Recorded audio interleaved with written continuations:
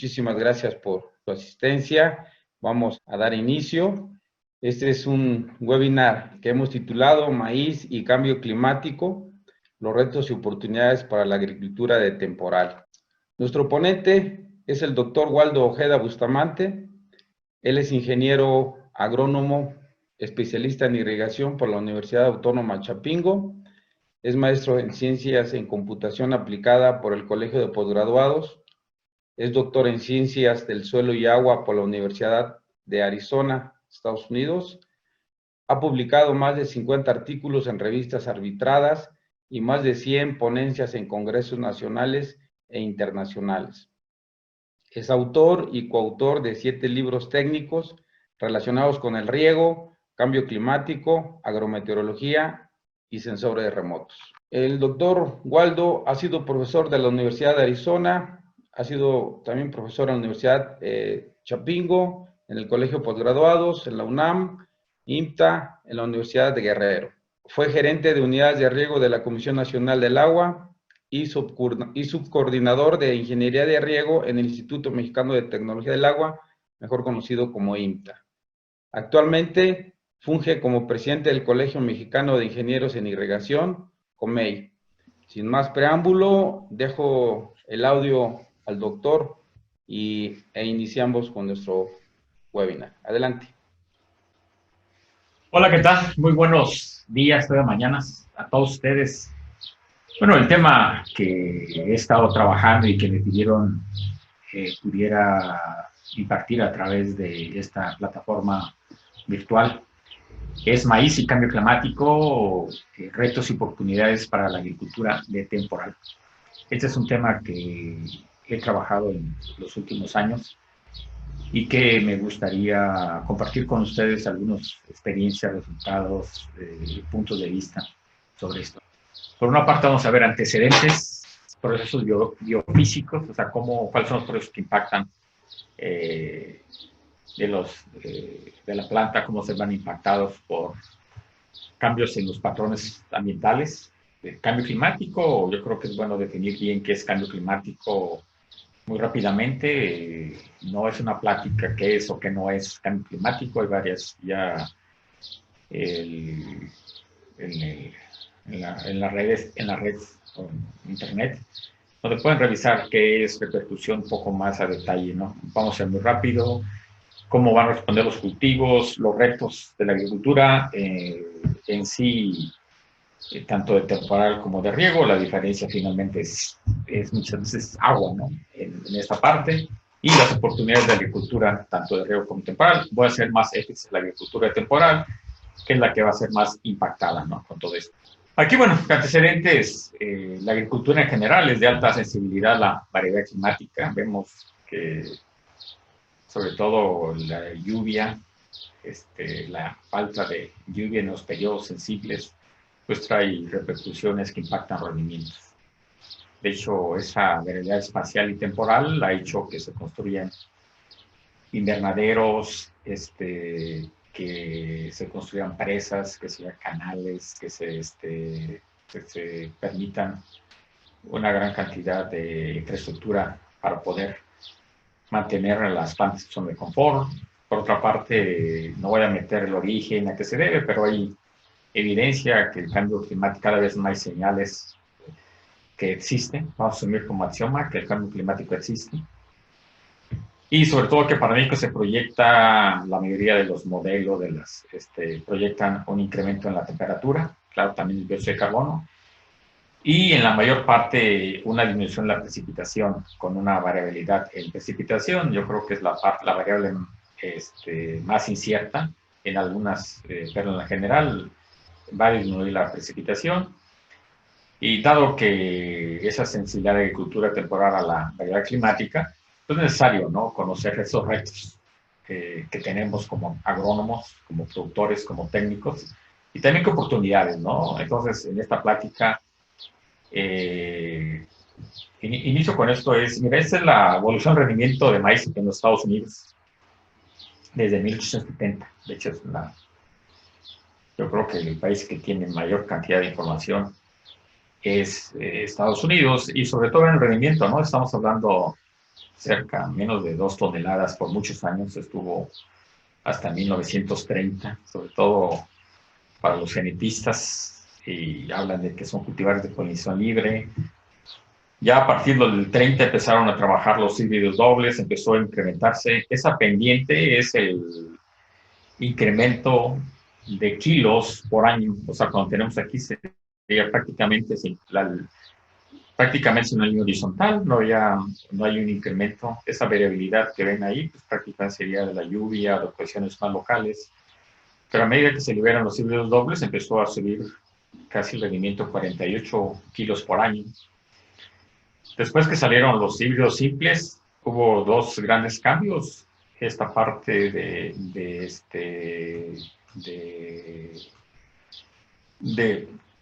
1950 al 70, empezó a incrementar casi 160 kilos por año.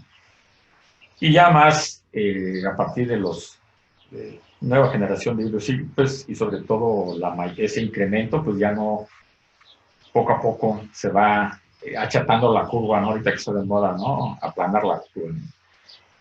A partir de que será el 2004 empiezan a salir los transgénicos y hay una mezcla ya donde estos primeros puntos son de transgénicos sobre todo de Estados Unidos y vemos, ¿no? Pues la idea es de que a partir ya estamos llegando a más de 10. Ese es el promedio tanto de riego como temporal, ¿no? O sea, aquí no estamos enfocando a una modalidad.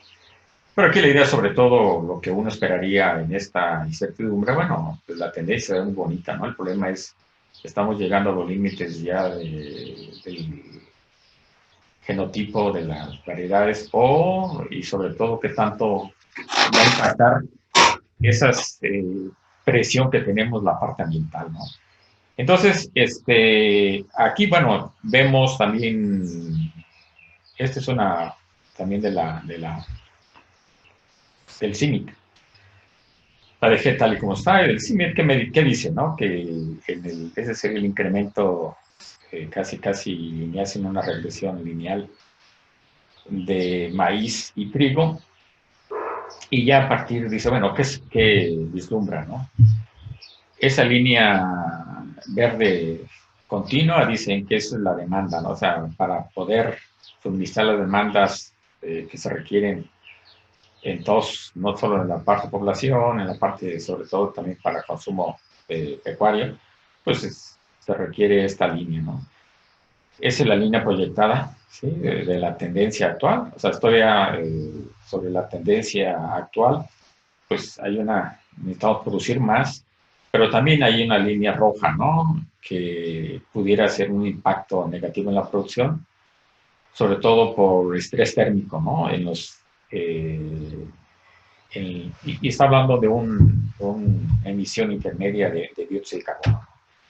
Ese sería para trigo. Entonces, por un lado, pues los agrónomos juegan un papel para mantener la curva no solo que esté horizontal o aplanada, sino que es forma creciente.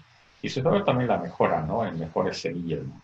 Pero por otro lado tenemos, como vamos a ver, pues también las mismas enfermedades pues deben de ir cambiando, ajustándose a los nuevos escenarios que pueden salirse de control, la parte de agua, que habla la lluvia, que ya no se va a tener, y sobre todo la parte de cambio climático, ¿no? O sea, cómo va a impactar, ¿no? Entonces, los escenarios lo dicen, bueno, son retos que tenemos como agrónomos, ¿no? Bueno, aquí la idea es, esa es la parte de la superficie a nivel ya nacional en México. Estamos hablando que lo que se siembra, lo que se siembre de riego, estamos hablando de cerca de 5 millones de hectáreas. Lo que se cosecha es un poco mayor, estamos hablando de cerca de 6 millones, y sobre todo porque hay repetición de cultivos, ¿no? Que anda como entre el 10 y el 20%. Y lo de temporal, pues sería nomás cerca del 2000 y tantos, no lo he actualizado esta gráfica, pero lo que vamos es de que, pues en riego estamos llegando ya, es muy difícil la superficie mantenerla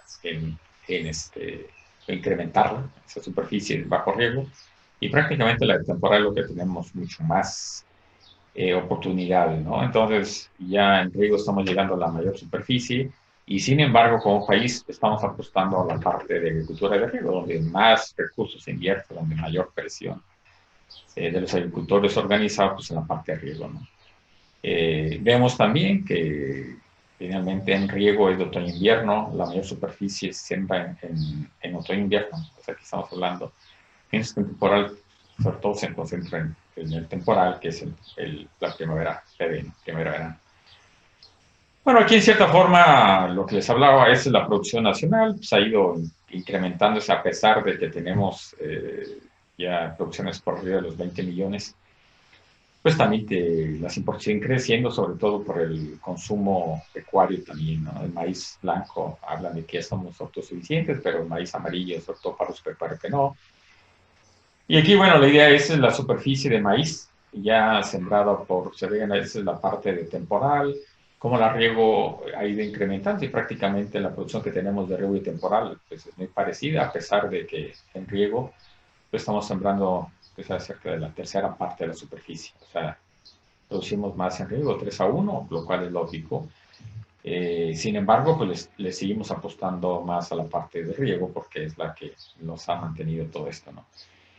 Luego, aquí serían si vemos los municipios donde se produce el maíz, vemos que la mayor parte serían o sea, también es una gráfica del CIMIC, los municipios de siembra maíz, donde vamos a ponerlo arriba de 5 toneladas por hectárea, pues son relativamente pocos, si vemos arriba de 7, arriba de 8, y la mayoría, pues estamos hablando que es de entonces todo hay un mundo de oportunidades, ¿no? Vemos también los rendimientos promedios, es el riego, el temporal y el promedio, ¿no? Por la superficie sería cómo estamos, ¿no? Una parte interesante también es cómo la agricultura temporal pues ya tiene todo una siniestralidad, o sea, asociada sobre todo a cuestiones ambientales, ¿no? De abundancia de agua, que puede ser también de limitación, no solo también de agua, sequía, o sea, limitación o abundancia de agua en la parte de esa sequía o inundaciones, la parte de temperatura, de ondas de calor. Y vemos que en general ese sería para la modalidad, la siniestralidad. Para los cultivos anuales en México, ese sería en general, no están los perennes aquí. Todo cultivo anual debería de cosecharse. Entonces, si esa siniestralidad entre la superficie cosechada y la sembrada, estamos viendo de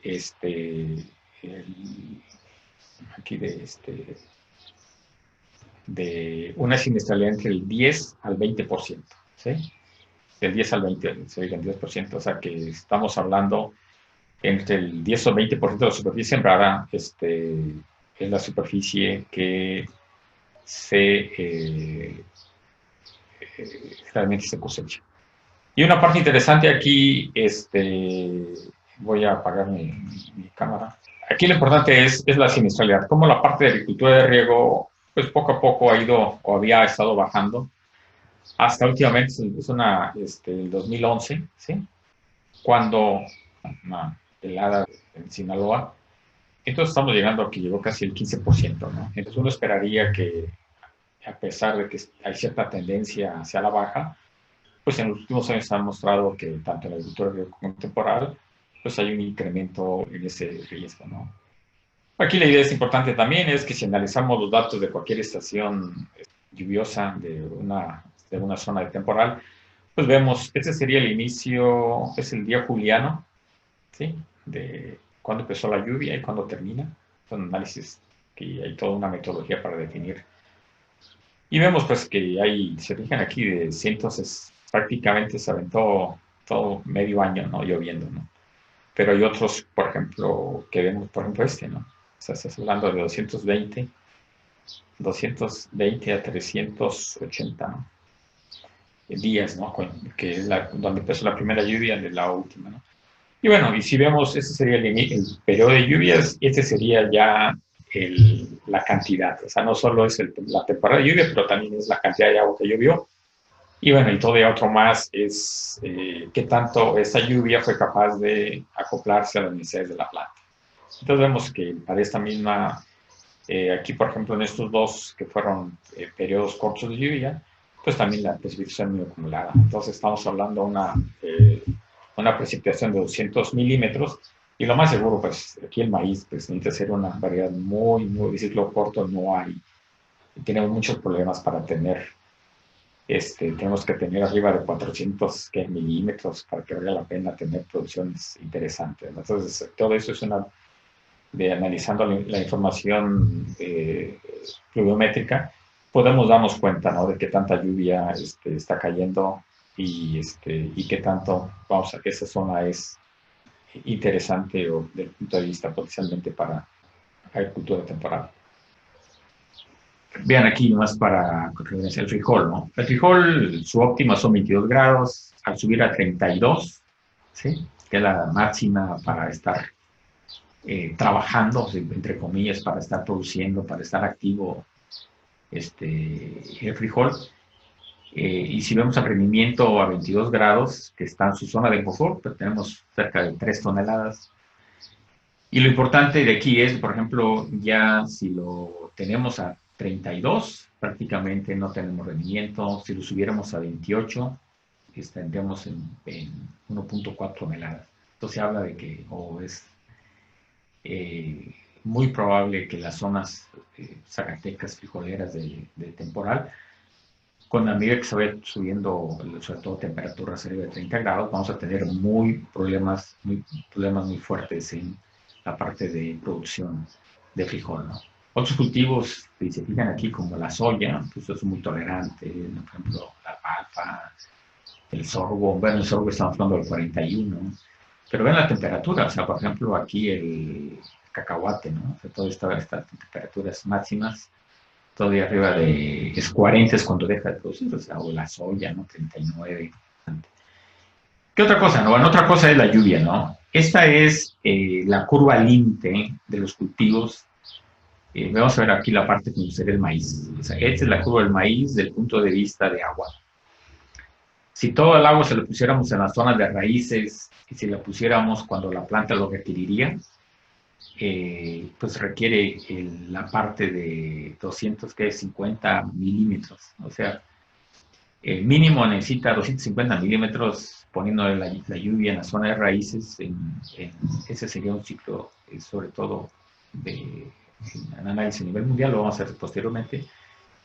Y a medida que va creciendo eso es lo que la planta está demandando, va creciendo, pues vamos a tener ahí una relación entre evapotranspiración y rendimiento lineal en esta zona.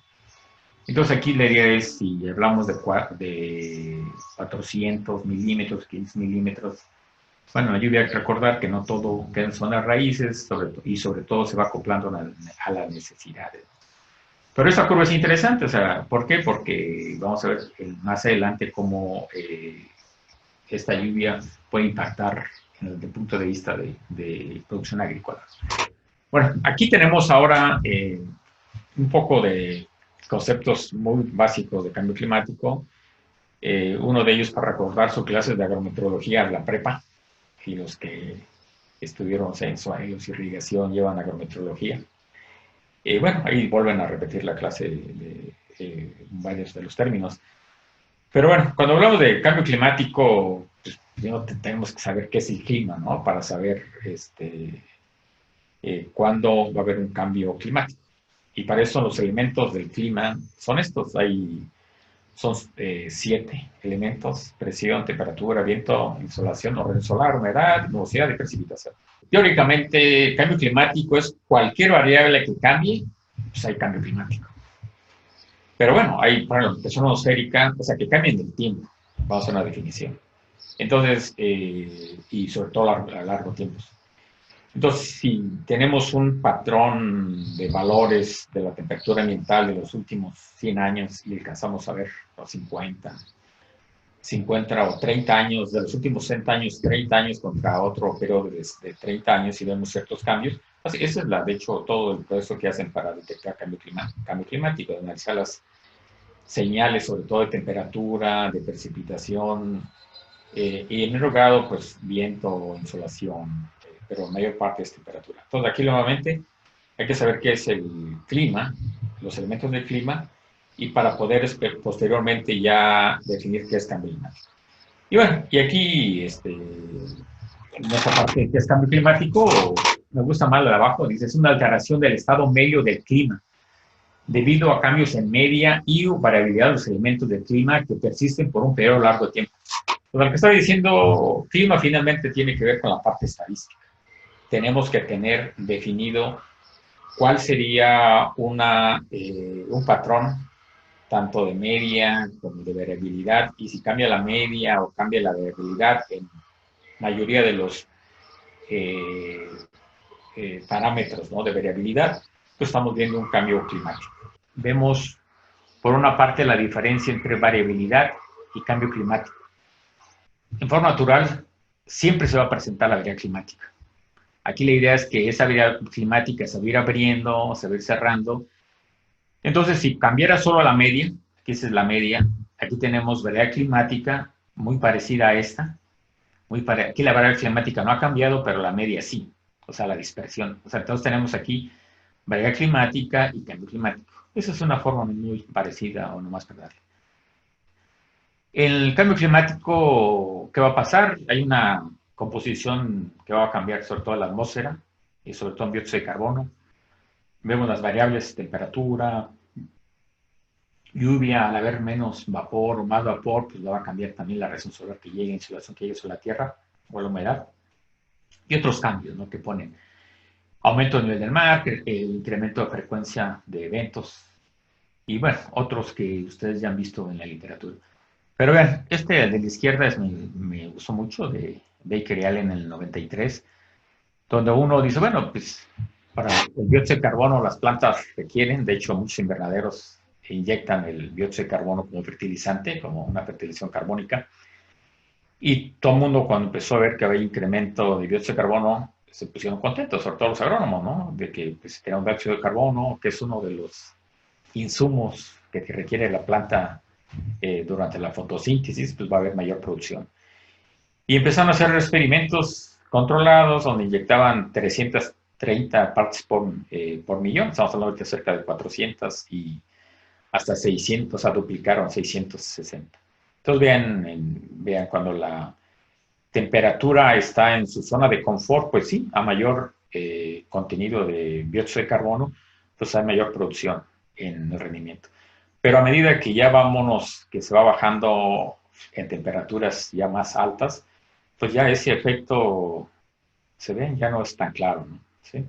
Entonces, y también en maíz pasa lo mismo. Muchos de los estudios que he visto indican que, pues mientras esté en su zona de confort, sí hay un incremento. Pero a medida que nos vamos saliendo de su zona de confort de los cultivos que están bajo condiciones de campo abierto, sería más difícil. O sea, en la agricultura temporal, pues muy difícil que alcance a verse este efecto de incremento de dióxido de carbono en la producción, ¿no? Entonces, en México, ¿qué está pasando? Lo hablamos un poco, no meter en esto, pero hay un incremento en la temperatura, en el dióxido de carbono, y un incremento en la precipitación. Y eso, pues, ¿qué va a pasar, no? Pues, por un lado vamos a tener, hay todo un análisis, de hecho tengo varios capítulos que he trabajado en esto, si están interesados, puedo mandar algunos sobre las repercusiones del cambio climático en la productividad. Por ejemplo, las prácticas se hacen como están actualmente, pues vamos a tener una concentración de producción a medida que las temperaturas van subiendo, los cultivos se van acelerando y se va a ir reduciendo su ciclo fenológico, de tal manera que ahora, aunque tengamos una fecha de siembra mucho más separada, pues finalmente la cosecha se va a ir concentrando. Entonces, esto también, la aceleración de los cultivos y sobre temperatura y cambio en la variabilidad de la precipitación, pues va a haber un cambio también en las prácticas de macrocultivo, En la parte ambiental, pues se habla también de lluvias mucho más fuertes, o sea, puede llover menos, pero también puede ser lluvias mucho más intensas, ¿no? Y eso implicaría mucho más de degradación de la parcela, introducción salina, bueno, en la parte de especulación de la tierra, y sobre todo si ya se habla hasta migraciones del cambio climático. No voy a meter esto, pero la idea es que tengamos claro esto. Se habla también de pues algunos impactos positivos. Pues hay cultivos en varias zonas, por ejemplo, que son frías y sobre todo en la parte de,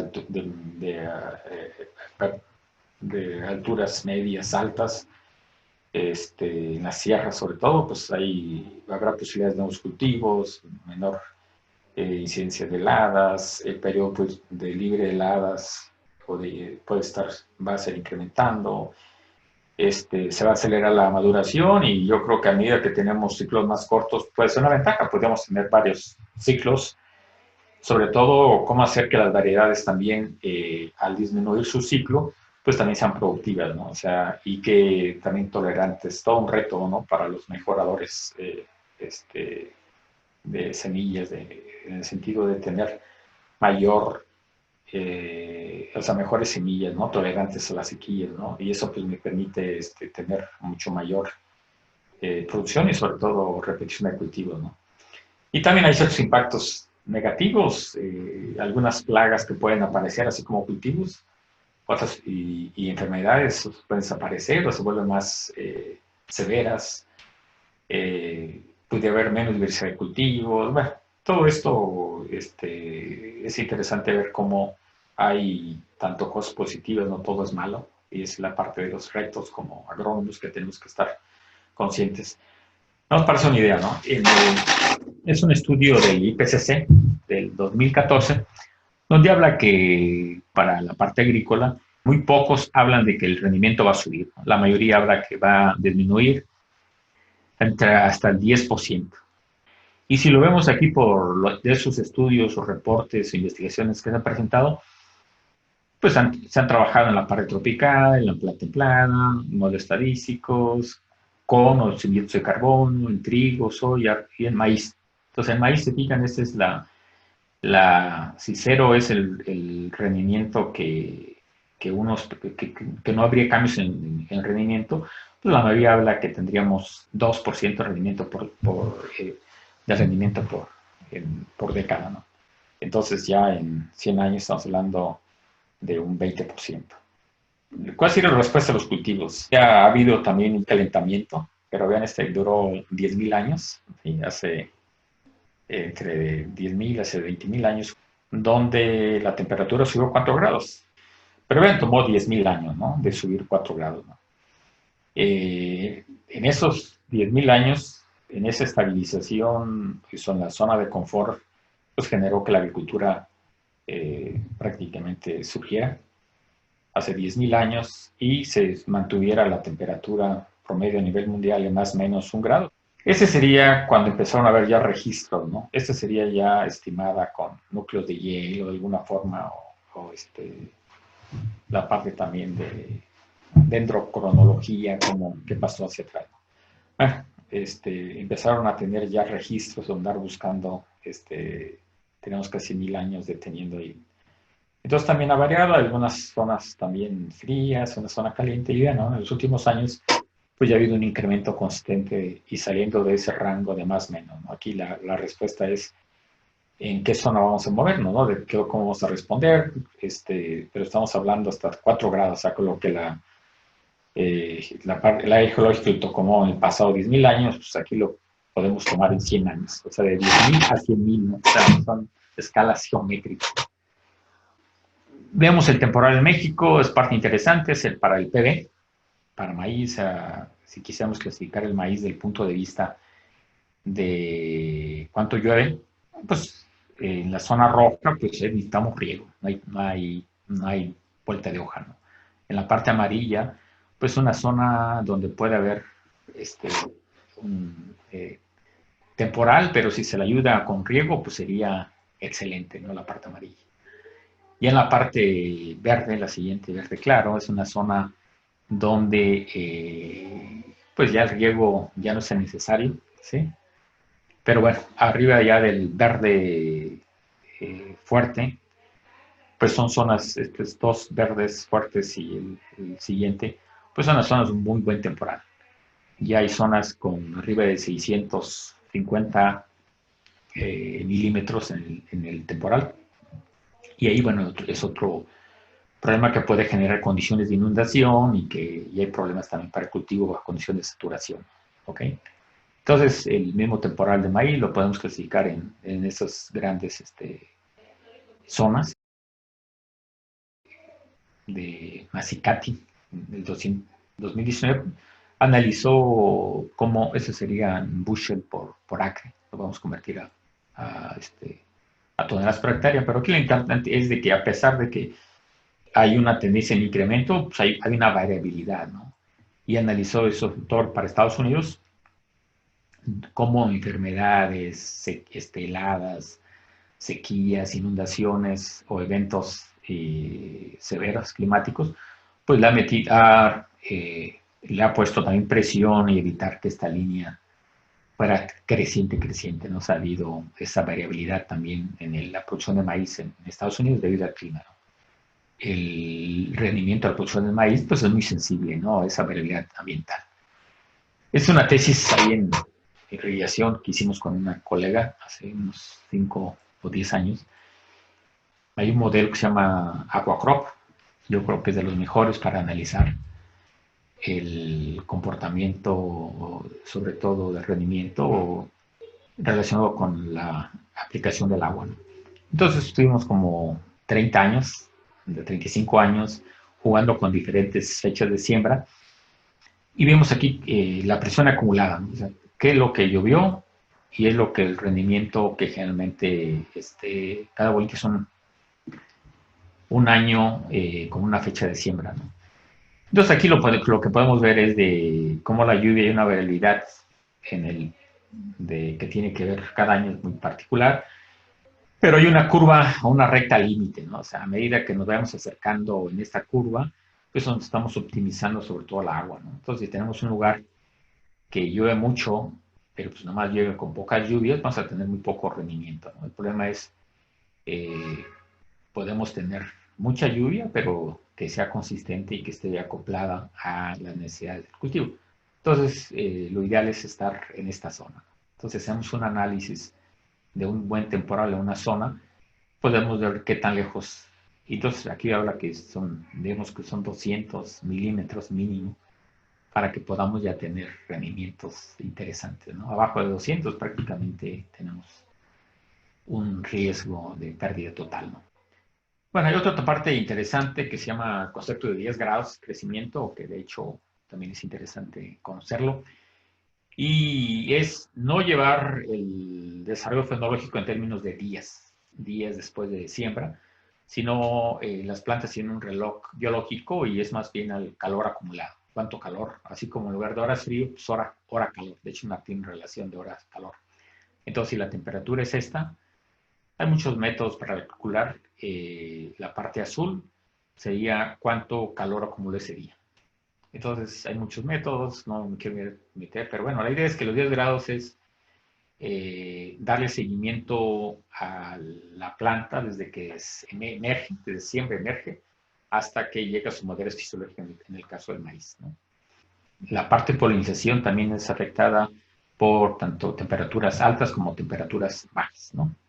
Es el Aquacrop, es otro modelo que considera, por ejemplo, la polinización afectada por estrés por frío, ¿no? Abajo de 10 grados la planta empieza a tener ya un estrés por frío y en 5 grados prácticamente la polinización es totalmente afectada. Y en calor serían aquí, está de 40 a 45 grados.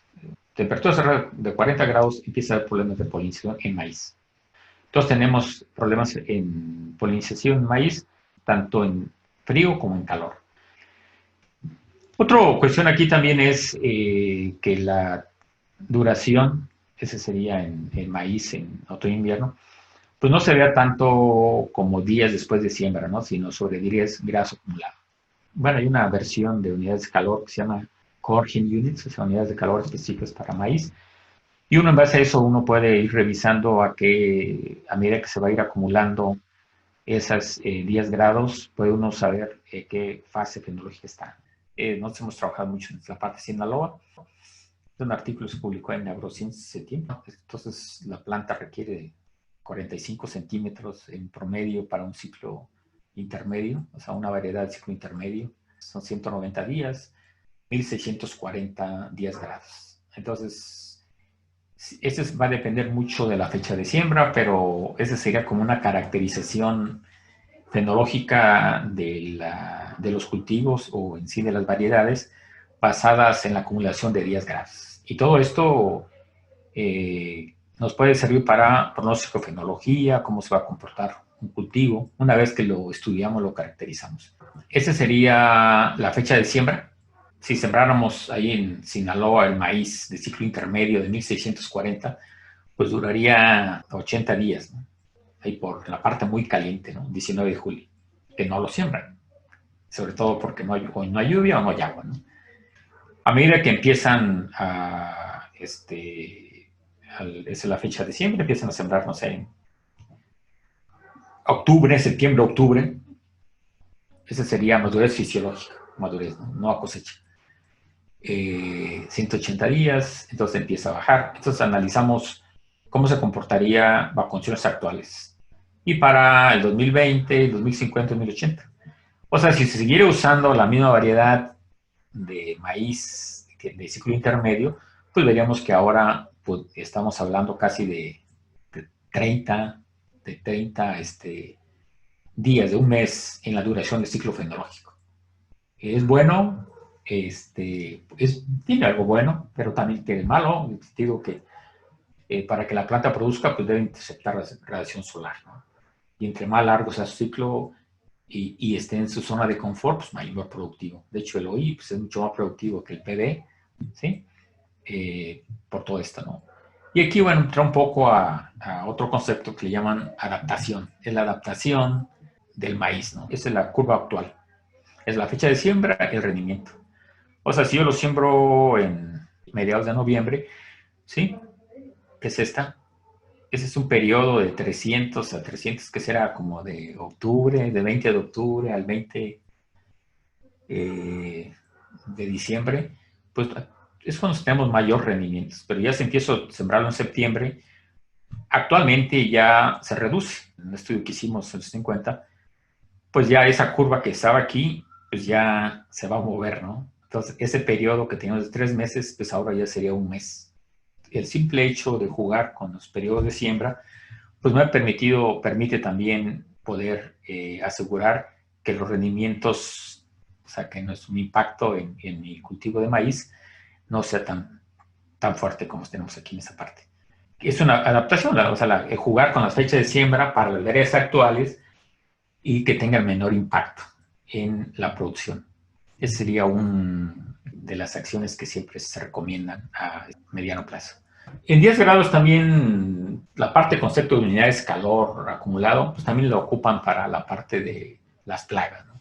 Es un estudio de Fuentes y Osuna, ahí de Culiacán, que se publicó en el 2012 en la revista de Agrociencia. Y eso es para la parte del gusano cogullero, ¿no? O sea, ese desarrollo de huevecillo y de pupa y de larva, bueno, tiene que ver también con las temperaturas. Esa es la fenología del maíz, cómo va desarrollando el maíz y el gusano cogollero, ¿no? O sea, cómo tenemos una primera generación, una segunda generación. Entonces, lo que se habla que a medida que muchas de las plagas, a medida que la temperatura vaya subiendo, pues vamos a tener más generaciones. Hay que caracterizar cada plaga, ¿sí? Y para poder conocer cuántas y cuál sería la forma. Si de repente yo aplico un pesticida, pues estoy acabando con todo lo que tengo ahí, qué tanto tiempo tengo libre para la siguiente, ¿no? Cosas tipo, ¿no? Que vale la pena conocer, ¿no? Pues si actualmente tenemos el 5% de temperaturas arriba de un pico, vamos a ponerle arriba de 35 grados, ¿no? El 5%. El subir 2 grados implica que en lugar de ser 5% sería 26%. O sea, cómo el mover la curva a una temperatura mucho más alta en 2 grados, pues implica mayores horas con temperaturas por arriba del umbral o de la zona de confort, ¿no? O sea, en lugar de estar 5%, pues estamos pasando al 26%, ¿no? Esa es una figura de una de las aseguradoras, ¿sí?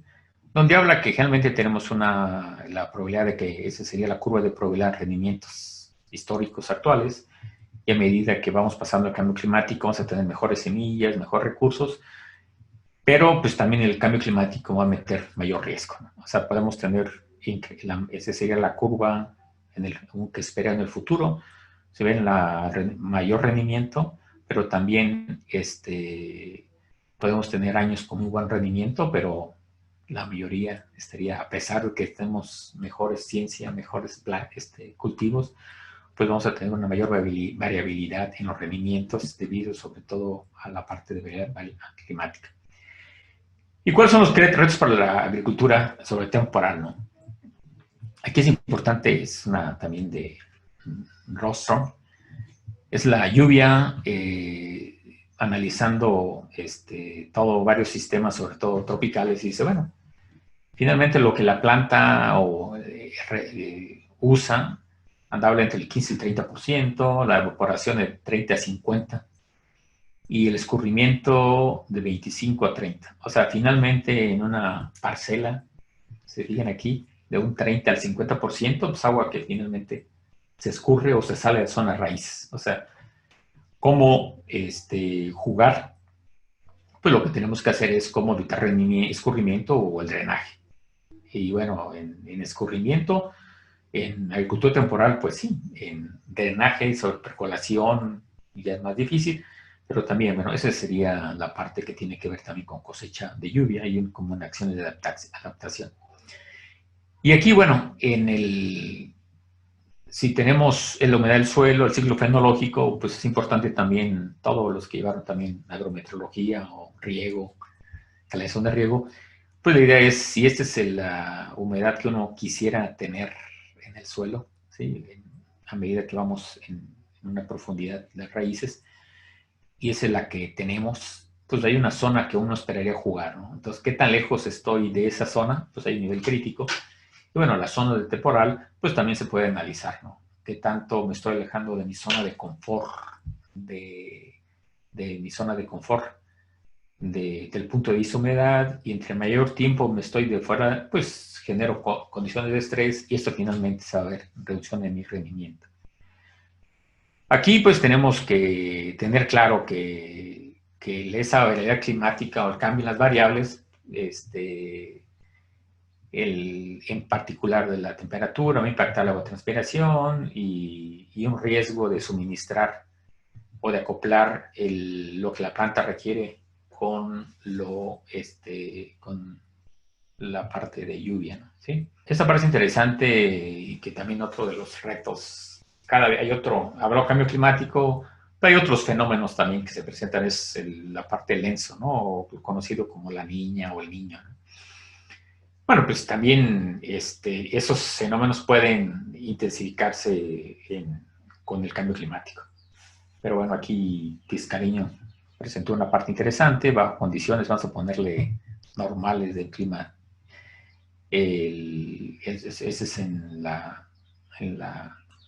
Tlaxcala, esa es una estación de Huamantla.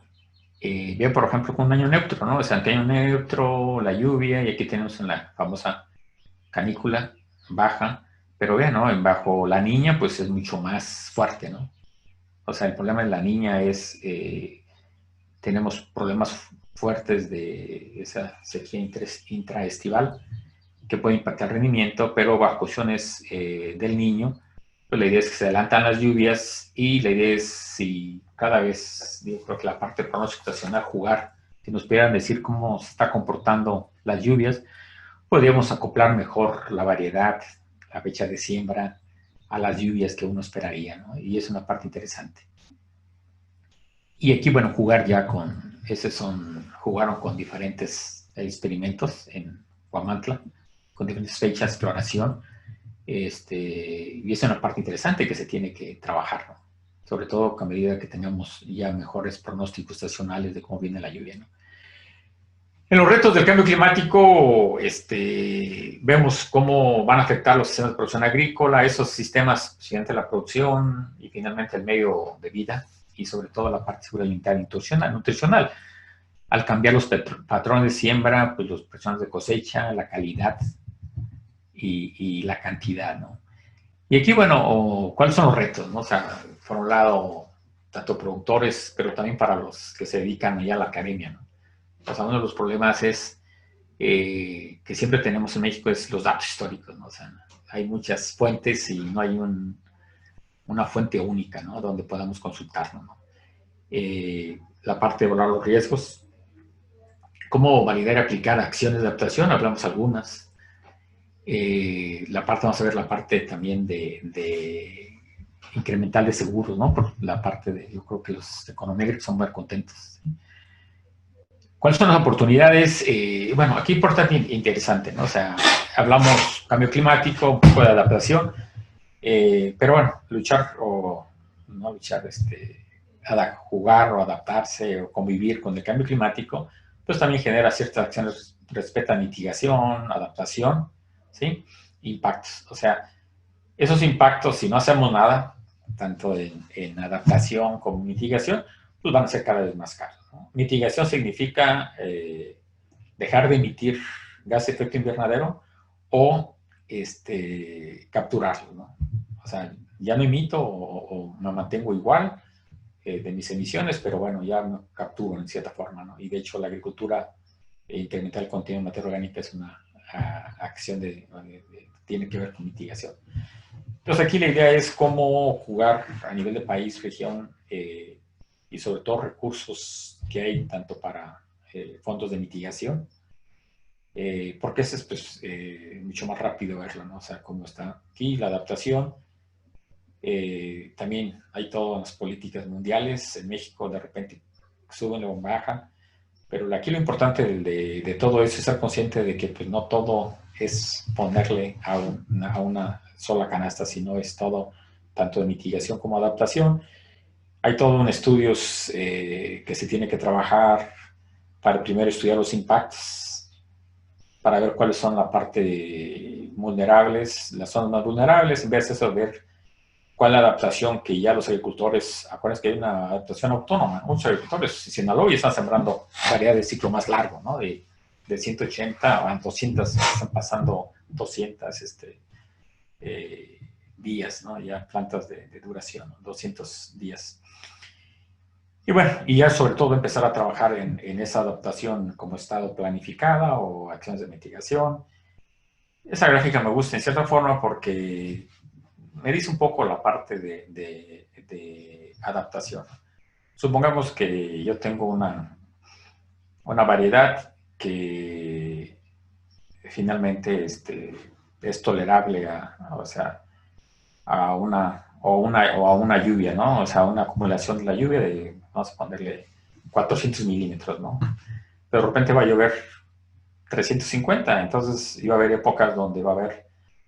Entonces, su rango de tolerancia, pues sería esta, ¿no? De la variedad o de esta. Entonces, ¿cómo le hacemos para incrementar mi tolerancia a esa variable? Puede ser temperatura, puede ser lluvia. Entonces, es jugar de alguna forma con el sistema de producción, mi insumo, mi planta, de tal manera que me pueda incrementar, de tal manera que esos años que son problemáticos, pues yo lo genero, ¿no? Entonces, esa es la adaptación. La adaptación es generar de alguna forma una acción en todo el sistema productivo que me permita incrementar mi zona de tolerancia, ¿no? Histórica, ¿no? Y aquí, bueno, hay toda una serie, un estudio que hicimos hace tiempo, se detectaron más de 33 medidas de adaptación para la agricultura y se clasificaron en desarrollos tecnológicos que requieren, por ejemplo, sistemas de alerta temprana, recursos del gobierno, muy específicos, tipo CONACYT. Por otro lado, más programas transversales, la parte del manejo del cultivo y sobre todo el manejo de riesgo, que es seguros y toda la parte, ¿no? Labores culturales, ¿no? Es un estudio que hicimos como hace 10 años, yo creo. Estas acciones se clasificaron en dos grandes tipos. Primero, la parte de prioritarios, o sea, cuáles son las más necesarias, urgentes y sobre todo también las complejas. O sea, puede ser urgente, pero sea compleja implantarla. Y aquí la parte de los indicadores de priorización, ¿cuáles fueron? No? Por ejemplo, qué tan efectiva es, qué tan urgente, de no arrepentimiento.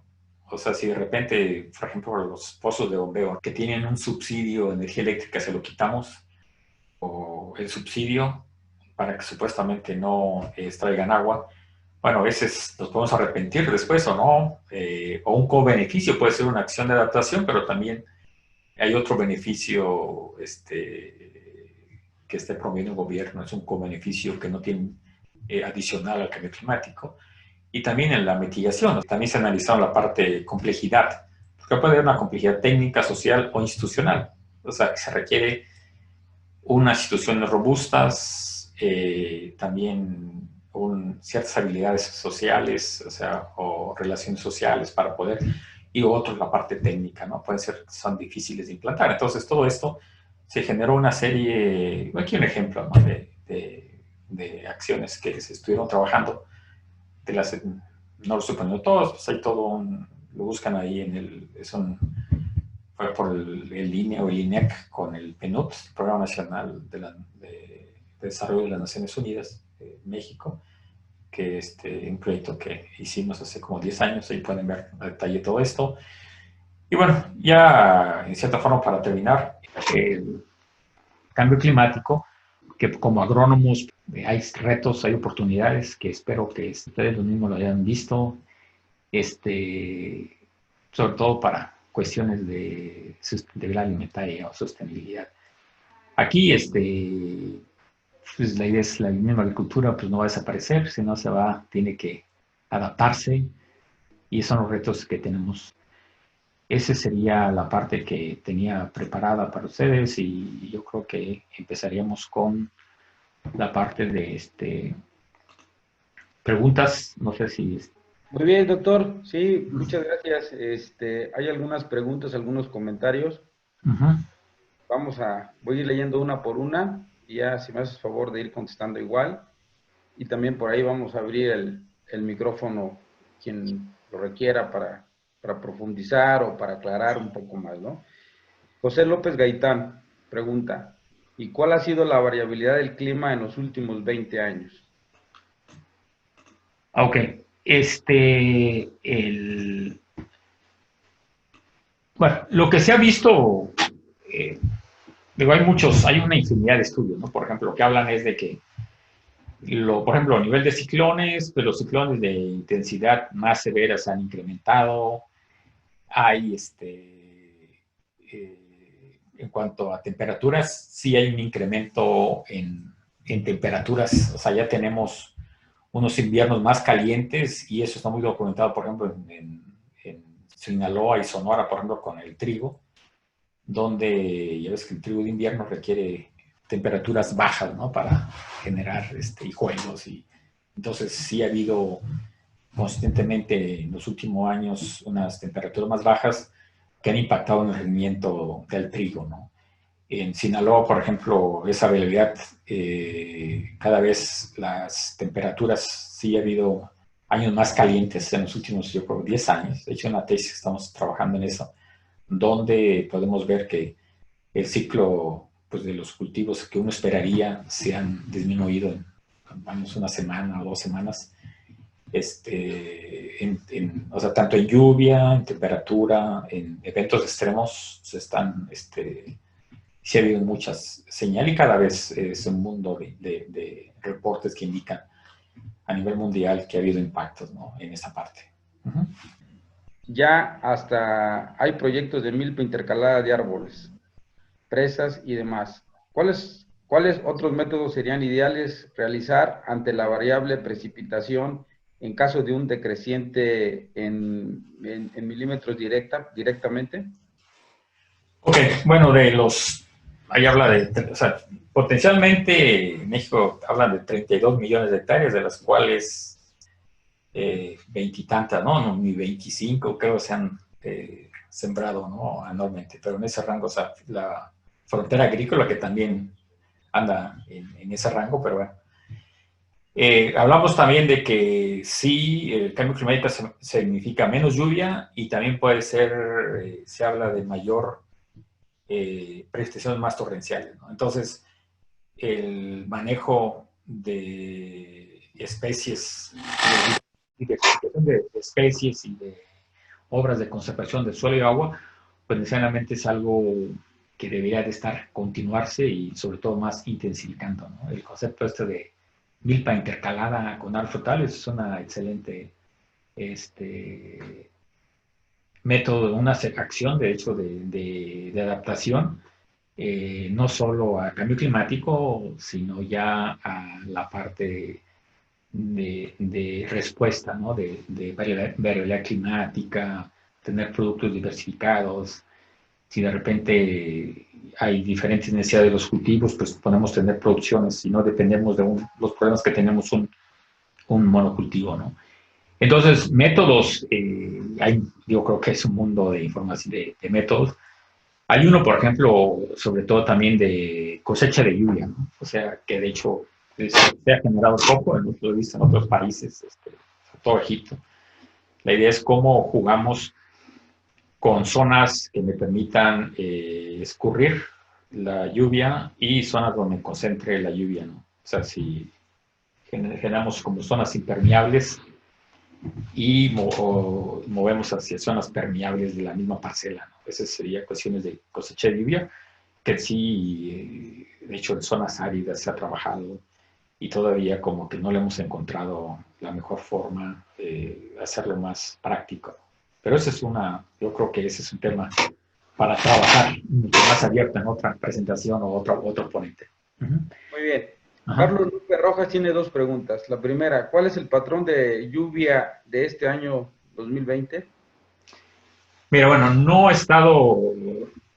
la cuestión de aquí es, como hablamos ahí, la parte del niño y la niña, ¿sí? O un año neutro. Si fijamos ahorita, pues yo vivo en Cuernavaca, ¿no? O sea, aparentemente las lluvias todavía vienen, ¿no? O sea, no es un año de niño, sino sería más de neutral a niña. No sé cómo están los pronósticos, pero es interesante analizarlo, ¿no? O sea, no, no he revisado así como esté la parte de los pronósticos, pero sí sería interesante, ¿no? Y analizar cada año, y yo creo que el Servicio Meteorológico Nacional debería estar más enfocado a ese tipo de previsiones y cada vez, y cómo mejorar esos pronósticos estacionales. Ajá. Ok, igual, pregunta de Carlos López, ¿qué micro o macronutriente podemos aplicar para batir el cambio de temperatura? En zonas que en las primeras horas del día tenemos 10 grados centígrados y a las 3 p.m. llega entre 35 o 40 grados, ¿tenemos alguna opción?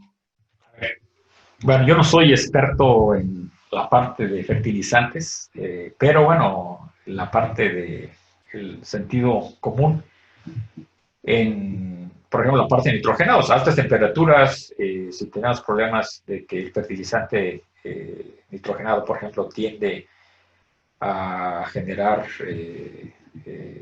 gas amonio, amonificación, pues va a haber un problema muy fuerte, ¿no? Entonces, la idea es altas temperaturas, pues cómo evitamos esto, ¿no?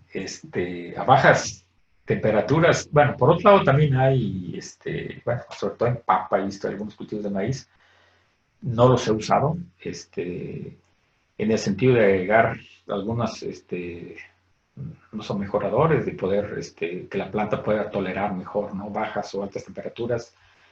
No soy experto en esto y si alguien tiene más, yo creo que no me gustaría especular más. Muy bien. Mario Sánchez pregunta, ¿es posible que México sea autosuficiente en la producción de maíz? Bueno, esta parte es interesante, ¿no? O sea, se fijan aquí México, pues le ha apostado más al riego a la maíz bajo riego, ¿no? Y lo que vemos en maíz bajo riego, por un lado, pues ya no hay más superficie, estamos llegando a una estabilización, y por otro lado, en bajo riego, pues ya estamos llegando también a la curva, la aplanada, ¿no? O sea, poco a poco es más difícil subir el rendimiento, ¿no? Entonces, el mismo INIFAP hay mucha enfoques en el sentido de que la agricultura temporal, pues, pudiera, todavía tenemos vemos ahí 2 toneladas o del rango vemos que tanto, si uno analizara la curva de rendimiento en maíz de temporal, pues sigue siendo todavía más bajo, ¿no? O sea, entonces muy, muy, muy bajo. Yo creo que hay todo un mundo de oportunidades en maíz de temporal, en diferentes acciones que me permita a México pudiera ser autosuficiente. De hecho, es autosuficiente en maíz blanco, ¿no? Maíz amarillo, hay toda una política de incrementar, cada vez siembra también mayor maíz amarillo, pero pues falta todavía una cultura, ¿no?, de sembrar maíz amarillo, es una cuestión ya de política de Estado, pero sí hay las condiciones, ¿no?, pero es más política de Estado. Muy bien. Martín de Santiago, ¿se tendrán estudios sobre el impacto del cambio climático utilizando maíces criollos? Sí, de hecho, toda la parte de maíces criollos es una acción, de hecho, muchos países y muchas instituciones, como guardar todo su germoplasma. ¿Por qué? Porque finalmente hay maíces criollos que son muy tolerantes a las sequías y se siguen utilizando para poder generar mejores variedades. O sea, yo creo que la idea es como no perderlos, que de hecho es una acción de adaptación, como no perderlos, cómo buscar sus nichos donde pueden desarrollarse mejor y claro, sí sí he visto varios, o sea, no tengo aquí, pero sí, buscándolo, puedo mandar, si mando un correo, buscaría uno. Muy bien, entonces ahí aparece la lámina, el correo del doctor, yo creo que le puedes escribir y ya interactuar ahí, ¿no? La siguiente, Edgar Miranda, ¿cuáles podrían ser prácticas de mitigación al cambio climático, en específico en zonas tropicales? A ver, aquí la idea, a ver, en la parte tropical, o en sí de la vegetación, o sea, la vegetación finalmente captura dióxido de carbono, o sea, el tener el follaje, la planta verde, pues tenemos dióxido de carbono. A medida que lo quemamos o hacemos la rosa de tumba y quema, pues estamos liberando dióxido de carbono a la atmósfera. Entonces, por otro lado, entonces, prácticas, bueno, cualquier práctica que permita incrementar el dióxido el contenido de carbono en los suelos. O sea, cómo podemos generarlos, cómo mantenerlo en el suelo. Entonces, cualquier abonos verdes, incorporación de toda esa parte, ¿no? De incorporación de la materia seca del cultivo al suelo y por otro lado evitar, ¿no?, toda la parte de deforestación y bueno, es todo un mundo también aquí de la parte de mitigación, sobre todo en zonas tropicales, cómo ayudarle, ¿no?, al cultivo y a la parcela en general a capturar dióxido de carbono y a mantener zonas verdes, ¿no? No sé, puede ser así, en forma muy general. Muy bien, Eleazar Olivas Holguín pregunta, me queda claro que tenemos que trabajar en medidas de mitigación y adaptación, pero ¿cuáles deberíamos de priorizar? Bueno, a ver, ambas son necesarias, ¿no? El problema de que bueno, hay por ejemplo fondos ya de la parte de los grandes países, hay meterse ahí al acuerdo de París, donde fondos verdes y toda la cosa, ¿no? La mayor parte de ellos van hacia mitigación originalmente, ahora está más hacia adaptación. Y la idea es, la ventaja de la mitigación, si yo digo, por ejemplo, sector urbana, ¿no? Que estoy usando, bueno, cancelé sin autobús que usaban diésel, los puse en híbridos o lo que sea, ¿no? Es muy rápido saber cuánto te ahorraste, ¿no? Pero ya en la adaptación, decir que invertí tanto dinero, pues no sabe finalmente cuánta dióxido de carbono se capturó, cuánto carbono hay uno, me acuerdo haber visto alguna vez, fui por ejemplo, a Australia, a las granjas de carbono, ¿no? Entonces, yo creo que ambas se requieren, son políticas internacionales, nacionales, regionales, locales, y las de mitigación, pues alguien las tiene que pagar, ¿no? No necesariamente los grandes productores, las grandes industrias, los países deben de pagarlos, pero sobre todo un productor que no genera grandes, o no es culpable de todos esos problemas de mitigación, de generación de gases, pues necesita adaptarse, ¿no? Entonces ahí de tal manera que el gobierno o los grandes países industrializados pues deben de apoyar, ¿no? A generar acciones de adaptación.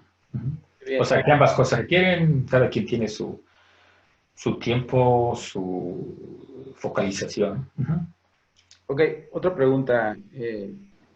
¿Cuál es el rol que debe de hacer los gobiernos municipales ante este tema de cambio climático?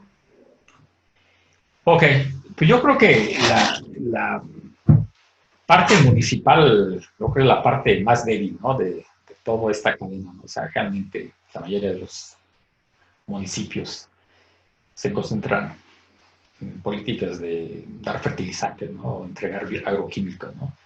Pero todavía la parte de no vislumbra, ¿no? O sea, y todo creo que es una cadenita, ¿no? O sea, a nivel municipal, regional, nacional, la misma formación de uno, ¿no? O sea, cómo podemos generar toda una serie de escalas, ¿no? De desarrollar cuestiones ya más prácticas. Entonces, a nivel municipal, falta mucho, yo creo que el eslabón más débil de toda la cadena. Y desde saber, o sea, por ejemplo, qué se produce, cómo se produce, qué problemas tiene, las variedades, que se usan, los rendimientos potenciales, cómo se van a ver impactados, diversidad de cultivos. O sea, es todo un mundo apenas que no se ha hecho ni siquiera un diagnóstico, ¿no? Yo creo que en base a eso ya bastante digo, hay mucha información y sobre todo como técnicos, como productores, pues cómo poder, con ese abanico de opciones que se tiene, cuáles son priorizar cuáles son las que se tienen que tomar. Y aquí cabe mencionar que algunas los hacen autónomas, o sea, muchas veces ahí no tiene que ser planeada por el mismo gobierno, ¿no? Si el agricultor sigue haciendo acciones en forma autónoma. Muy bien. José Ángel Rodríguez comenta, hola doctor, ¿qué megaproyectos se conocen para aumentar la humedad en las zonas desérticas o semidesérticas? Mira, yo a nivel de México, así no conozco, ha habido, no sé, por ejemplo, recarga de acuíferos en la laguna, no sé si eso, o sea, un problema fuerte, de repente llueve mucho y en lugar que en la laguna he visto que hay una recarga artificial, sobre todo cuando llueve, cómo inyectar agua, así que desérticos y desérticas como tal, no. Ha habido, por ejemplo, también cuando hay una sequía, que poner esas antenas ionizadoras, por ejemplo, he visto ahí supuestamente para que llueva, inducir la lluvia lo dicen aguas calientes, pero menos tampoco está documentada si funciona o no ha funcionado y son caras. Pero así como tal, así a nivel regional o macro, no conozco, sobre todo si todas están quedando más bien en el tintero. Muy bien. Noé Jiménez comenta, excelente conferencia, doctor Waldo. ¿Alguna página o base de datos que nos pudiera recomendar para encontrar información de datos climáticos diarios para realizar los análisis de manera local? Mira, bueno, el INTA tiene un software que se llama ERIC. El ERIC tiene un mundo de estaciones meteorológicas y tiene datos diarios de temperatura, de lluvia, de humedad, evaporación. Y es un base de datos.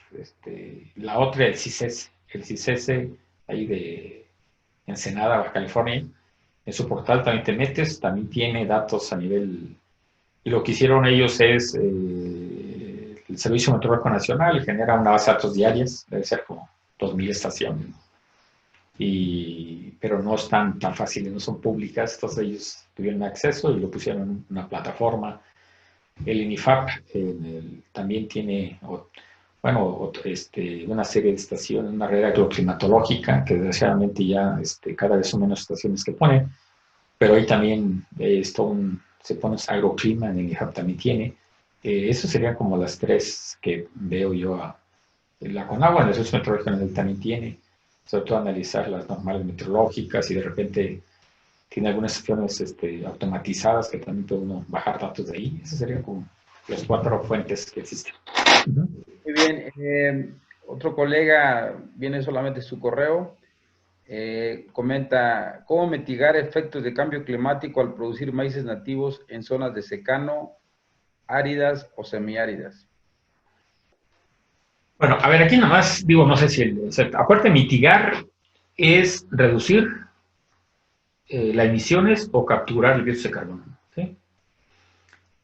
Entonces, pues un maíz criollo no, o sea, la parte de mitigación es para maíces o no maíz criollo, ¿no?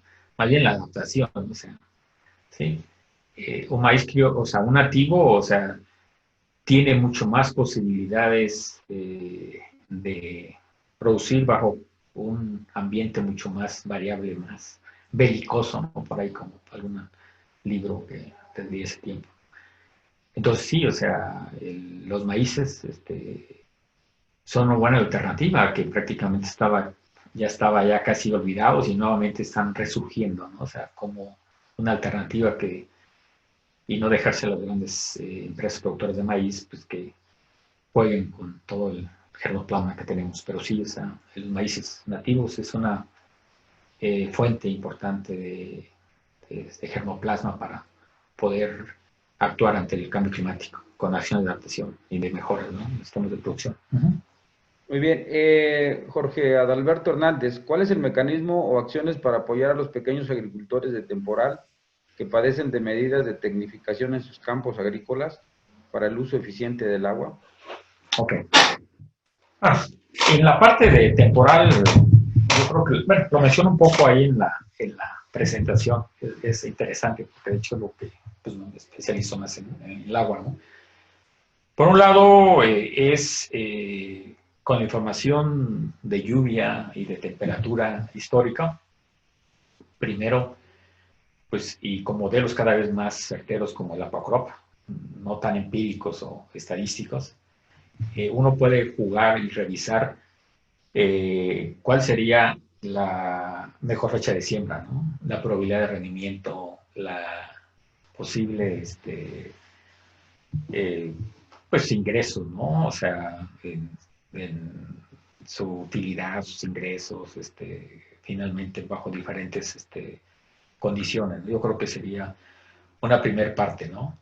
Y si eso le ponemos, lo podemos jugar, por ejemplo, si fue un año neutral, niño, cuestiones ahí, podemos también hacer clasificaciones de año, ¿no? Y empezar a jugar en años que no hubo buena producción, pues a qué se debe, si el ciclo fue corto, entonces pudimos haber elegido una semilla de ciclo más corto en lugar de la tradicional o algún maíz.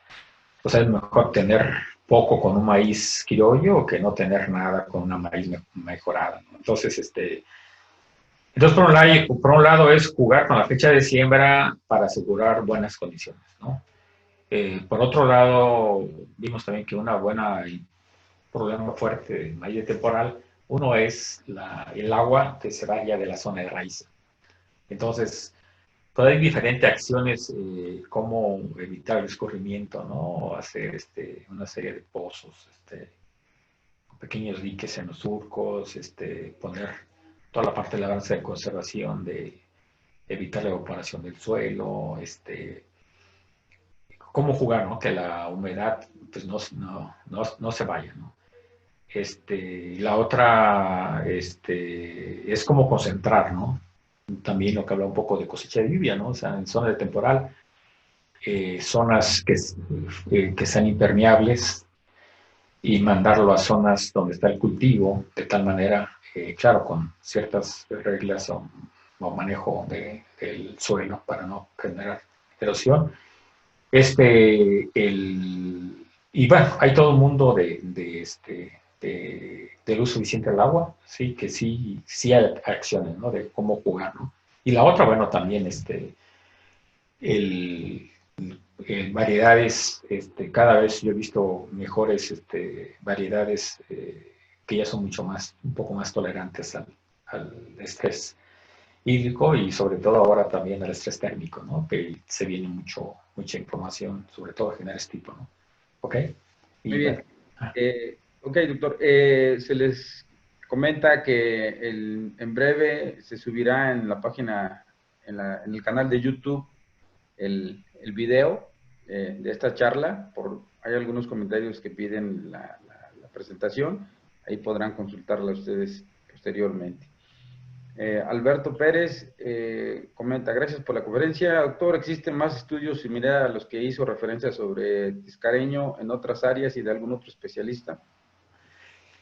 Sí, mira, yo creo que en Argentina, he visto varios en Argentina, de hecho hay un estudio, el IRI es de la Universidad de Columbia, tiene de clima, un centro de clima, tiene varios, sí, pero sí en la literatura yo creo que se sigue viendo, ¿no? O sea, y porque no solamente el ENSO, hay otros,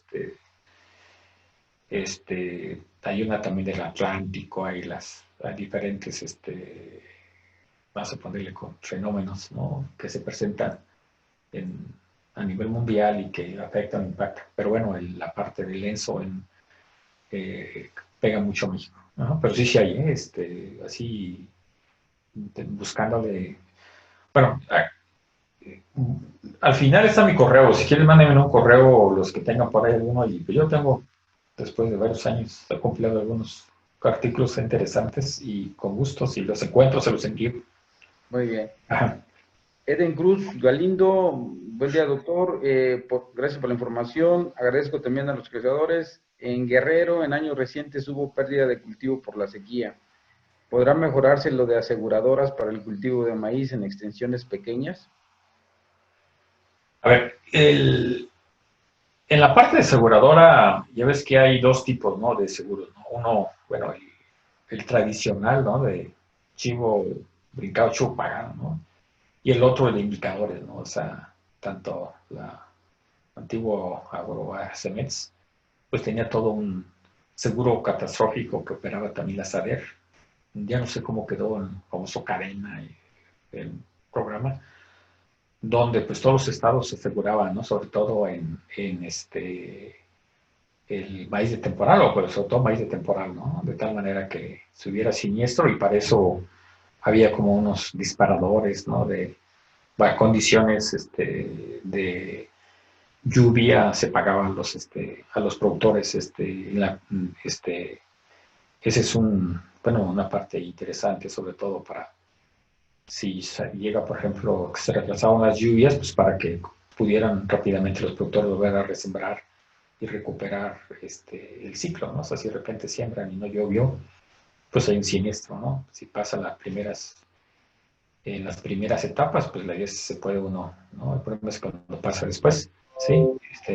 Eh, Muy bien.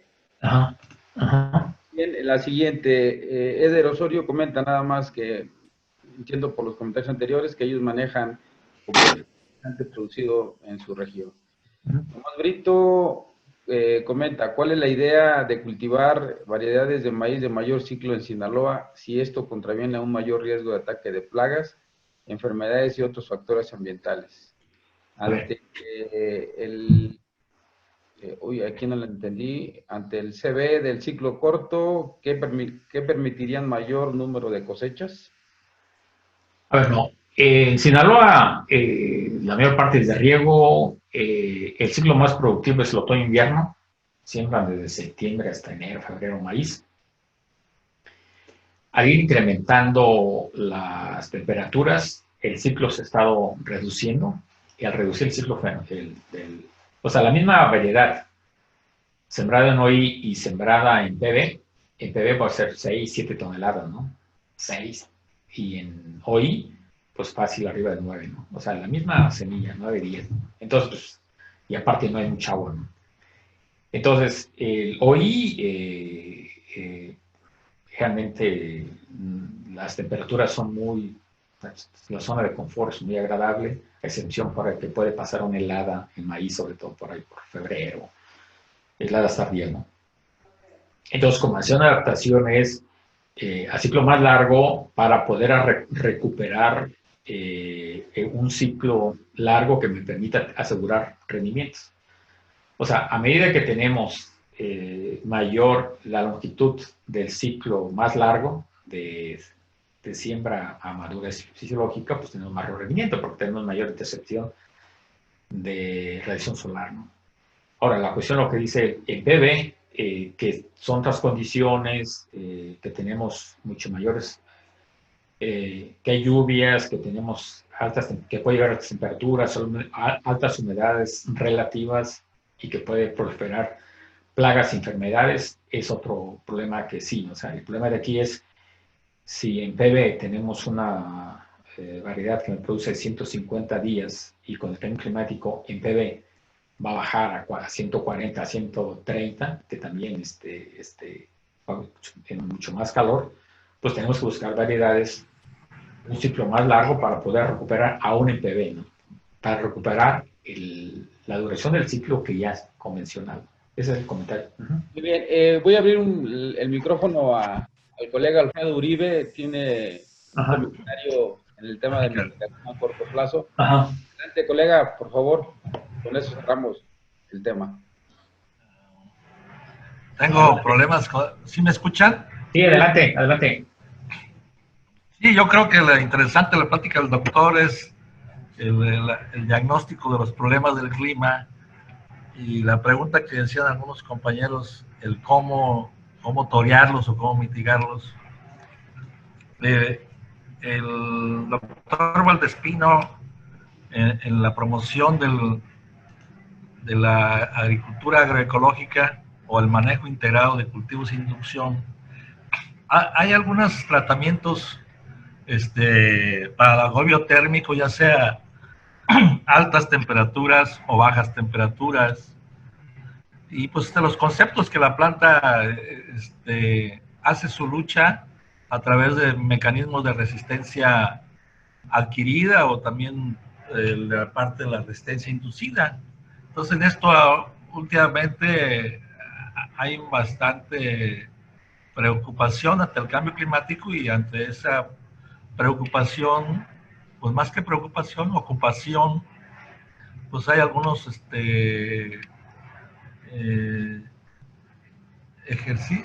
tratamientos que permiten mitigar. Ahí puse el ejemplo, yo estoy en el caso de acá en la costa de Jalisco, donde de acuerdo al análisis agroclimático, pues se tienen altas temperaturas, ¿no?